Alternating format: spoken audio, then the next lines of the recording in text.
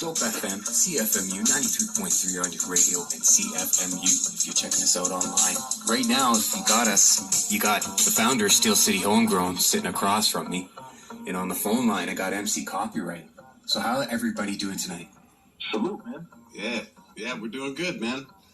Yeah, everything is good. And we're here tonight because there's a special project going on with you, Anton. So I was hoping that you would let the people know a little bit about that, because that's super serious. Yeah, of course. What we're doing, through Steel City Homegrown, we are doing a signature strain for the legendary Copywrite. We got some potent indica strains we've been cooking up, putting together, trying to hone in this genetic for the drop coming up in the new year. Yeah, it's going to be fire. It's going to be some knock you on your behind type stuff. I have to say that because it's indica, man. Oh, yeah. Yeah, talk to me a little bit about this, man, and how it's inspired and influenced you. Man, all right, so basically, this is something I've always wanted to do, right? And I followed Anton on Instagram, and I noticed that he did his thing on the grow side, you know what I mean, or whatever, you know. So yeah, I noticed how to do his thing on the growing side of trees, right? So I just hit him up and I asked him, and he said, yeah, he'd be down to make a strain, a signature strain. And ever since then, man, we've just been really moving forward pretty steady, man. When I told him how I wanted the strain to be, I like indica, right? And I'm prescribed Adderall. So with that said, I need like really heavy indica sometimes to even affect me, or else it just feels like I'm just smoking like whatever, you know? So I wanted to be real heavy, and that's what he engineered. And I don't know if it's time to reveal that, but I know he could shed a little more light on that part of it, though. The shit's super dope, man. Like, Anton's a super dope cat, you know what I mean? Like, I feel like this, I couldn't have partnered up with a better cat to do this, you know? That's how I feel. Word, I appreciate that, homie. Yeah, for sure. Actually, how it went down, though, is, man, when I ended up reaching out to you on a tip, trying to... Remember when I was trying to because I did a couple tutorial videos on, like, how to do hash and whatever else, right? How to make it. And you ended up giving me permission to use your music. But that's what it is. Yeah, that's how we got connected, right? I fucked the story up. Yeah, that's all good. But yeah, so yeah, what I've been putting together is, like he said, some heavy indicas. So we got a Palestinian land race that we put in there. We got a good grape Kush Fino that we were rolling with, and a strain called First Frost. And I got to give shout out to 7 East because I have used a couple of their strains in the process, other processes too of breeding. But yeah, these are all like, high 20s to low 30s for potency, THC, right? So we need something that'll really, really make everybody go, wow. It'll like blow your mind away. Yeah, it's one of those like melt into the couch, eat a snack, and have a good sleep. Tell him what your friend said. He smoked a little bit of it before he drove home. Word. He was straight up like, I gave him some, just check this out, see what you think. And I get this message, and he's going, yo man, what was that? I said, yo, that's the new Copywrite strain. He goes, bro, that shit knocked me on my ass. Like, that's the strongest weed I've ever smoked. He said something along the lines anyway, right? We knew we were on the right track. So, we've honed it in since then too, right? So I think that was the very first, that was the F1. That was the F1 very first cross we did. So now we've honed it in and made it a little bit more stable, and we got some more consistent, characteristics, and the potency is starting out. It's there, It's my nighttime weed. Yeah, it's making me feel a little more confident too, man, because you gave me a few seeds to try and grow. Yeah. And I was scared that these things were going to come out of the ground and attack me. Yeah, man. Like that Addams Family plant, Yeah. Literally, yeah. So Copywrite, man, yeah, you were saying you had medical issues, and that's part of why you use cannabis. Yeah, it helps with anxiety and shit also, It helps my depression. And it must help with the creative process. That too, for sure, that too. Yeah, I have to agree with that, man, because I'm always smoking some Shiba before this show starts, right? Notably Dope FM. So that's how we start our show too, and it really does help me in the creative process of things, kind of ground me, and I hear things differently in my ears too. like textures that are richer, like musically. Now, if I'm smoking nonstop to where it's like to where I need to take a tolerance break, I won't have that much fun smoking. It'll feel like just normal shit. But then if I take a day off, I'll be right back to like, hearing everything being full and feeling all the effects of it. It's nice that you said that you have to maybe take a break for a day or two and try it again, and your mind will be blown. Yeah, exactly.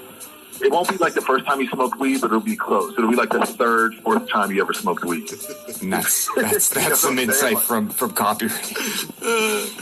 It'll be like the third or fourth time, Third or fourth. You're not going to get that first time, It's never going to be like the first time. No, that's got to be a 6-month tolerance break on that one.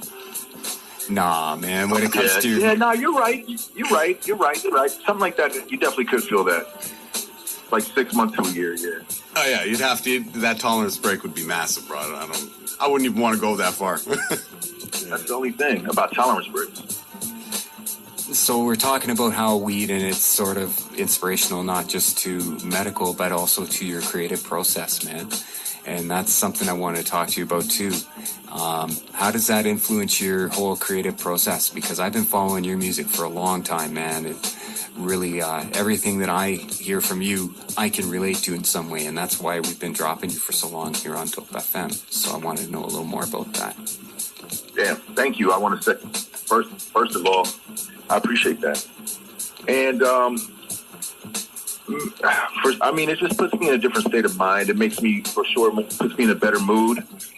There's thoughts that you'll think when you're high. Like, I like to smoke before I write and while I'm writing. I remember I heard an interview with Doom, and they asked him, does he smoke when he writes? And he was like, nah, how could I? I only got 2 hands. But I smoke when I write all the time, And it definitely helps, man. It's all about the person, right? But for me, it makes me happy. It puts me in a good state to where I'm ready to create, because I can't really create if I'm not in a good mood. And to be honest with you, man, I like to get couch locked and just write, sit there with a beat for like a couple hours and just see what I come up with. And that's dope too. That's how I do my show, coming up with music on how to drop it here, man. It's pretty much the same creative process, so I totally can relate to that. That's what's up. It's probably like Anton too. Sits on his couch once in a while and figures out what next great creation can I make. Yeah, I'm a busybody, man. I'm in the grow room or at the LP. I'm always just constantly moving. So, I'll draw and stuff like that. But yeah, I'm smoking and growing and breeding and all types of business. It's part of my everyday life. Yeah. It's crazy because cats like him are the ones that keep cats like us high and doing our creative thing and trying to, and keep stress off us and stuff like that. It's up there. It is medical shit. It's up there with doctors. You know what I'm saying? Like, it's very much appreciated. And I didn't start smoking weed till I was 23, so I got into things late. Yeah, me too. Yeah, I was in my early 20s, man. Drugs were bad, according to the government. Yeah, it wasn't that late. What made you smoke weed for the first time? What got you to smoke weed? A friend of mine with some spliffs, right? But that was, man, I'm going back. That's like grade 8, right? But now, like I stopped after that, and then I ended up going through high school. I was always into some bullshit in high school, right? And then so I ended up dropping out for a year because I had to get a job, take care of my sister, stuff like that, whatever. And then I went back to school. And by that time, I started smoking weed on a daily, right? And I've always struggled with like ADHD, whatever, right? So, yeah, me too. Yep. Yeah, right. So, but I found when I'm smoking, when I'm lit, I would concentrate, focus on what I was doing, whether it, be drawing or writing or my schoolwork, whatever. So my marks, they jumped from, let's say just barely passing 50s up to like I graduated with highest mark grade 12 math, highest mark grade 12 science.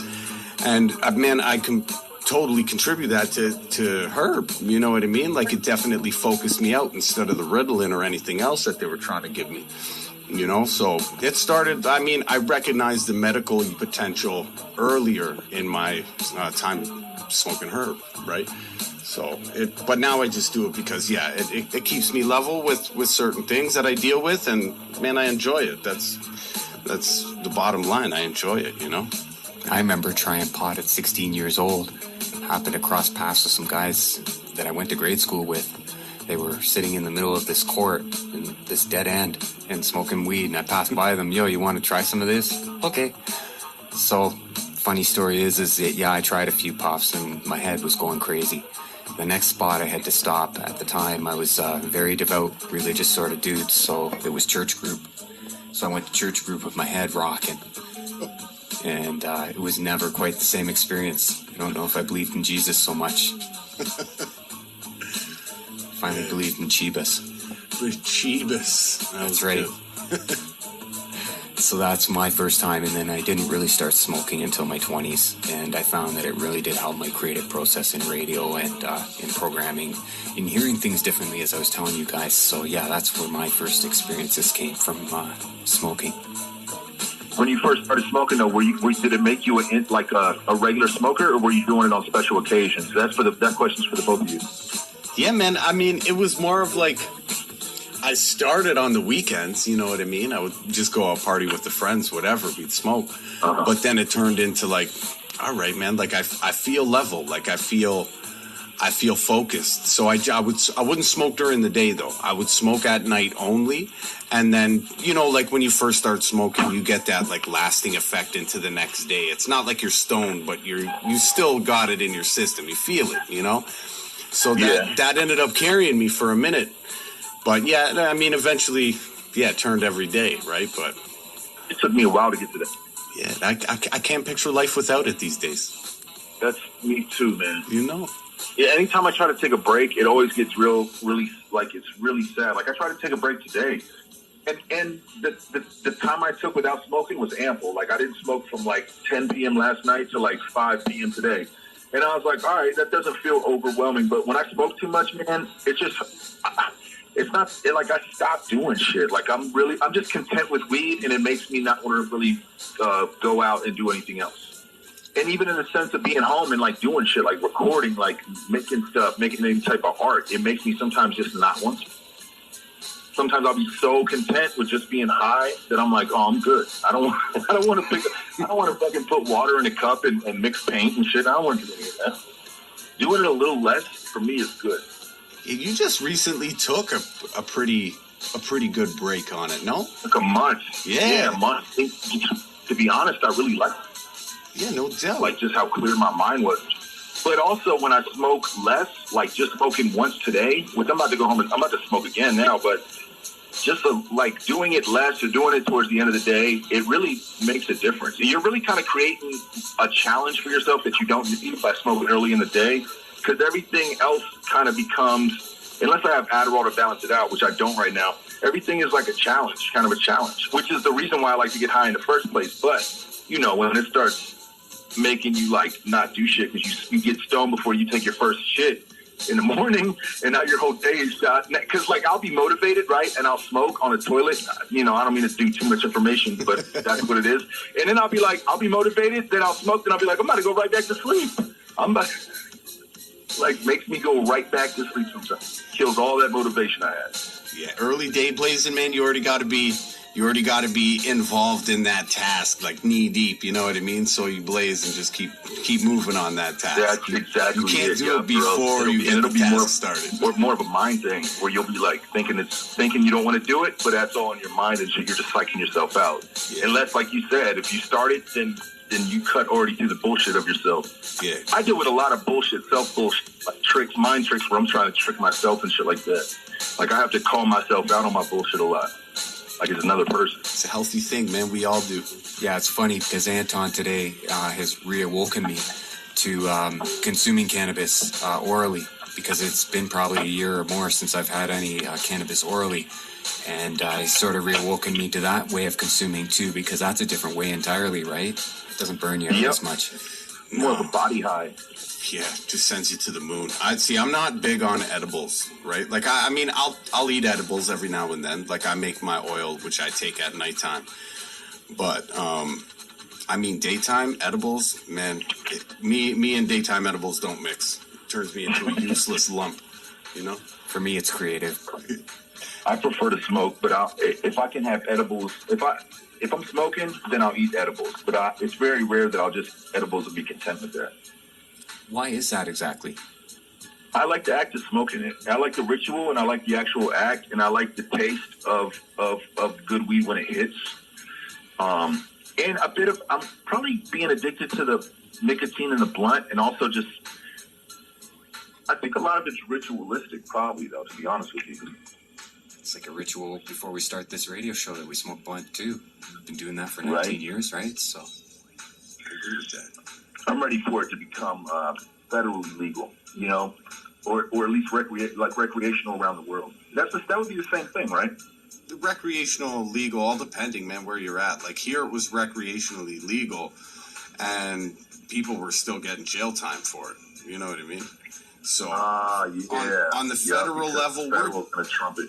Yeah, we're getting there, man. We're getting there. I hear your guys' fearless leader over there is getting ready to make it federally legal. Like, we're good in Canada. Like, I don't think it's all federal, right? That went through as far as I'm aware. Yes. Right? So we're good here, man. So it's just a matter of time before other parts of the world start jumping on board, because they're going to see the potential, the revenue, tax revenue it's going to bring in, the medical advancements. It's going to help tons of people. You know what I mean? So they're starting to catch all that. They're starting to see it now. So it's just a matter of time. Yeah, and it's like a newer generation, that old reefer madness, the older people, because, you know, the name marijuana is a fake name. You know, they just made that up to try to bastardize weed and make it sound like it was coming from Latin. Make it sound like it's coming from, like, Spanish descent people, so that white people wouldn't like it and so that they'd be against it. That's what that name's from, and I never knew that for so long. I just learned that recently, really. So all these old-ass white motherfuckers are out because, you know, truly, they're all old white guys who were against weed for so long in as far as politics go. But now those guys are almost dead, or they're so old that they see the benefits of it or whatever. You know, basically no one gives a fuck about weed anymore like they used to, like in terms of being against it. So, yeah, I feel like in a year or two, tops, it'll be in the States federally legal. Oh, yeah. Yeah, no, I don't see it taking any longer than that. They made so much money in Colorado. They had to. I mean, and you know they can't put that money in a bank because it's, you know, federal banks are owned federally. Yeah. But so much bread, they had to like bury it in the fucking ground and shit. Like they didn't have a place to put it. It was so many millions. Yeah, it's good, man. It's good for the economy everywhere. That's something they're gonna see, and they can't deny it. You know, and it's funny. It's funny you mentioned them old cats that are, you know, about the marijuana madness type thing, because man, I've been noticing a lot of those older people that are from that generation, man, they're doing a lot of investing in LPs. A lot of those old cats, they're investors, man. They do a lot of investing if they got money. From the same era. And that just shows they're just doing the classic political thing, which means we're just going to agree with whatever people don't like to get their vote. And they really see how lucrative marijuana is, clearly, you know? Politics are funny, man. They make me sick. They sick because people don't see the bullshit. Like certain people, like older people and shit, and like gullible people and people that are super patriots and shit, like they don't see through the bullshit. Irritating. I don't mind the lying. Everyone lies. But I hate when people believe they're lying. I'm like, you can't see through that shit? That's for another episode. Yeah, word. I want to ask you shamelessly, what track do you think we should drop if we were going to drop one of your tracks right now? Obituaries off of Megahertz Legacy album. Shout out Marco Polo. Word up, man. And with that said, that's what we're getting into. And when we come back, we'll be back with Anton from Steel City Homegrown and MC Copywrite right here on Dope FM. Copyright, that's why we're here on the radio. Yep, you got it. Now, there's some plans coming up with that. So, Anton, I want to dig into you a little bit so you can let people know about that. Sure. So what we're doing, like right now, like I explained earlier, we're just kind of in the honing stage and getting everything ready for drop. In the new year, early in the new year, we're going to be dropping the strain so home growers can cop the seeds and get them growing and kind of do their own thing. And about 6 months, you know, in that zone, about 6 to 8 months after the strain drop of the seeds, we're going to be looking to get it on dispensary shelves through Canada. Like I work with an LP that's my day-to-day, plus I do what I do on the side with Steel City Homegrown. So through the LP, we are going to get this strain into the legal market. We are going to push it with OCS, make it available all across Canada. And that's exciting. Hopefully we can see that coming up, and we'll be talking before that happens so that people know when exactly to look for that. Yeah, most definitely. So we're going to make that happen. And now, Copywrite, how does it feel, honestly, to have like a strain that's like labeled after you, sort of, that's part of who you are? Life dream. It's bucket list type shit. Seriously. Yeah, it's crazy. I never thought I'd have I never even considered it, but it's super dope, man. It's another type of merchandising, my friend. Yeah, and also, if a lot of people think it's fire, if it becomes a staple strain, like how cookies and a lot of shit are and run, that would be incredible to me. You know, that would be for real, like, mind-blowing. It definitely has the potential, man. Like, we got a lot of good genetics in there. I can't wait for you to get your hands on it, man. Yeah. I'm telling you, Yeah, I can't man. wait for you to get your hands on it. And the rest of the world. Yeah. Hell yeah. Me neither, bro. You have no idea. So Copywrite, now I want to ask you, man, through your time of touring and stuff, I mean, you've been all over the place. Now, I'd like to, I guess, get into maybe one of those stories where weed was a little hard for you, like states that were hard for you, because, I mean, prohibition is still an issue in the U.S. So let's talk about that for a minute. Man, look, I went to, it was Cyprus and South Africa. You can't really get weed out there. The laws are so goddamn strict that nobody fucks with it. I ended up getting some weed in, I think both places. I finagled it. You know, I basically had somebody take me somewhere.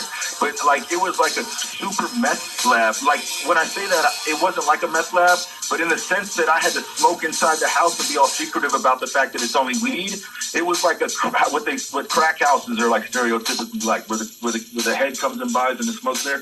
Yeah, man. And with all this said, let me just say, so Cyprus and South Africa is definitely my answer. But with all this said, I'll tell you what, Canada is one of the easiest places I ever found weed. It was during the Robots tour, and me and Cage got right off the tour bus and bought it from a homeless man. Like, we found weed with under 5 minutes. No bullshit. And it was fire. It wasn't bad weed at all. I want to also say, speaking of this, I'm glad that Brittany Griner is back in the U.S. for those bullshit-ass charges, you know, of her with some vape pens, like those cartridges, oil cartridges. That's bullshit. You know, I'm glad that she's back and all that. Like I can't even imagine facing any type of time, let alone 10 years, for some fucking vape pens. And you're in the WNBA and shit. Like, you're not, you know what I mean? Like, they grabbed your bargaining shit from the jump. It's like, okay. But yeah, man, every place else, like, I love Europe. Amsterdam's only really got a couple strains, which is weird, right? They got like White Widow and like 2 or 3 other strains in the coffee shops. But I've had incredible strains. I had a strain over in Christiania. What the fuck? Where's that at? Copenhagen, right? Yeah. And this thing called Christiania, where it's a bunch of weed. It was called Laughing Cobra, right? Shit was fire. I never had this strain again in my life. Never seen it, never heard of it. But it was something they were selling it like they have stands for it, weed stands. Have you guys heard of Christiania in Copenhagen? I have not. No. So it's like a little tiny part where it's decriminalized. It's like right near Town Square or whatever. And it's blocked off, but when you go in there, it's just a bunch of weed, like lemonade stands, but like do-it-yourself-ass weed stands and shit. Like, it's not very corporate. It's very like hippie-ish and festival-ish, but it just goes on year-round. And they got a bunch of stray dogs there, which is weird, but they just do. It's like dogs and shit all over the place. And weed. It's really dope. But yeah, Laughing Cobra is a strain that I'm yet to find, except for that time. This shit had me fucking so high. And that's on my wish list for you, Anton. I'm already looking it up right now. Laughing Cobra? I'm already up on Google looking for it. Did you find it? No, I'm finding Laughing Buddha and Cobra Lips. Are you looking in Copenhagen? Can you check in Copenhagen also? This was like 03, man. 03, 02, 03, something like that. Laughing Buddha. Laughing Buddha might be basically it with a tiny cross, you know?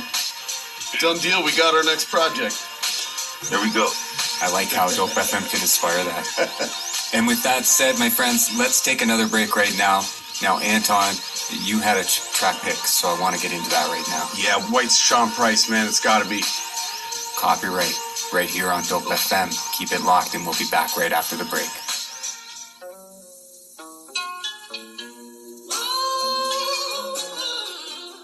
Man, it's been quite a half hour. Like crazy. Talking about all sorts of different weed, all sorts of places. But just, we're here specifically to talk about Copyright's own Homegrown. Yeah. That's it. And so we'll be looking for that hopefully in the springtime. We're just actually getting through the last steps now to make that happen. When that happens, we'll be back here on Dope FM and we'll be able to tell you more about that, where you can get it, and all the specifics. Stay tuned, y'all. That's it. And with that said, you guys got any shout outs before we go? Shit, man. Just shout out the whole world. Shout out Megahertz, O-Dot. Rest in peace, Sean Price and Doom. You know, mad shout out to my man Anton here, because without him, we would be on this interview right now. So salute. Likewise. Yo, we got to shout out High Times though too, and we're definitely trying to get to, you know, we're definitely trying to do some things with High Times. We're trying to get the Cannabis Cup and win it, man. I'm just gonna let the cat out the bag now. High Exalt, my first album, even though it was Eastern Conference, it went through High Times Records technically, right? So if you look at the vinyl or the barcode, it'll say like HT before it. So anyway, one time we went to the High Times building in New York. It was like 03, 04, 02, something like that. And I go in there, like I'm meeting, you know, Devin's there. Everybody's desk has weed on it. Like and this is before weed was like prominent like this and out in the open in any building, let alone like in New York. And then, have y'all heard of Kyle Cushman? I've heard the name. I've heard Cushman. I think he was the editor back then. But I know he was like in charge of a lot of shit over at High Times to some degree. And he was out there smoking. Like, look, the secretary was out on the avenue, like on the little balcony. I mean, smoking a pipe and shit. Even the secretary, like the lady you see when you walk in to check in. It was crazy, but it was super dope. It's the way we should all be. The world will be like that soon. The world will be like that soon. 7/8's the way there. Yep. And that's it, my friends. But I want to thank you for joining us here on Dope FM. Copyright, Anton, please keep doing what you do, man. Definitely. Thanks for having us. CFMU 93.3. We will be back with some more music right after the break.